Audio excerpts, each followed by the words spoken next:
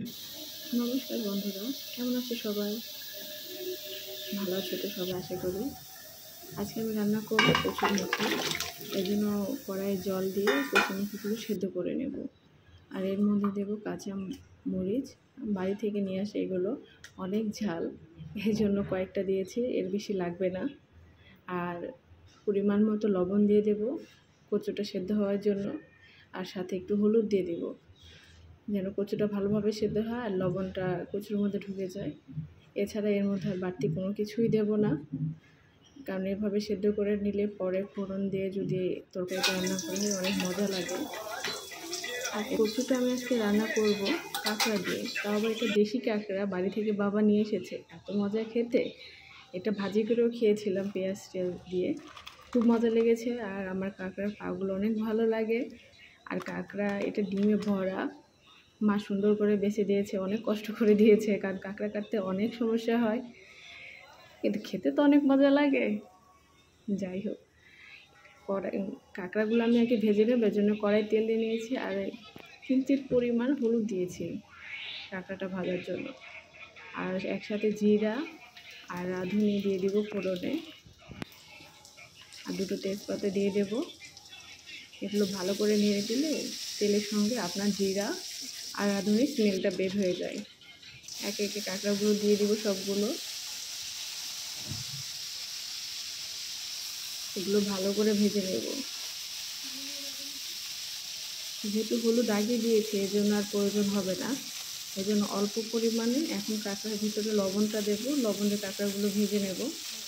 আর কাঁকড়াগুলো এভাবে ভাজলে অনেক ভালো লাগবে খেতে, দেখতে অনেক সুন্দর লাগতেছে। আর এই যে সেদ্ধ করে রাখা আমার কচুরমুখীগুলো, এখন এগুলো আমি কাঁকড়ার ভিতরে দিয়ে দেব।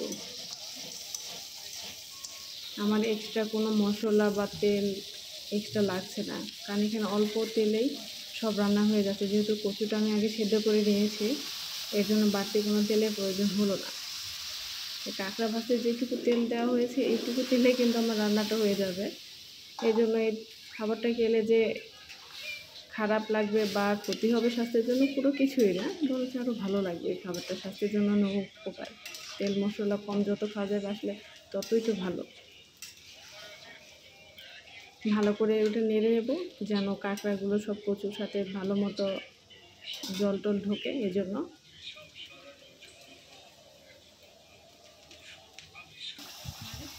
বলক উঠে গেছে, এখন কাঁকড়াগুলো আর কচু ভালো করে নেড়ে এর মধ্যে আমি গরম মশলা আর জিরা গুঁড়ো দিয়ে দেব।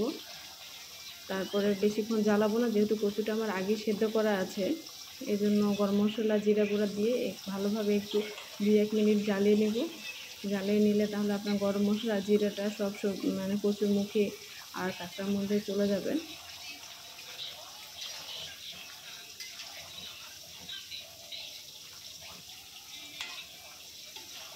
এত ভালো লাগে খেতে কচুরমুখী, যেভাবে রান্না করা হোক না কেন, নিরামিষ মাছ সব কিছুতেই ভালো লাগে।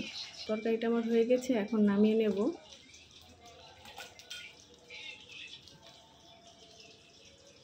দেখতে অনেক সুন্দর হয়েছে, খেতেও অনেক ভালো লাগবে, সব ফ্রেশ।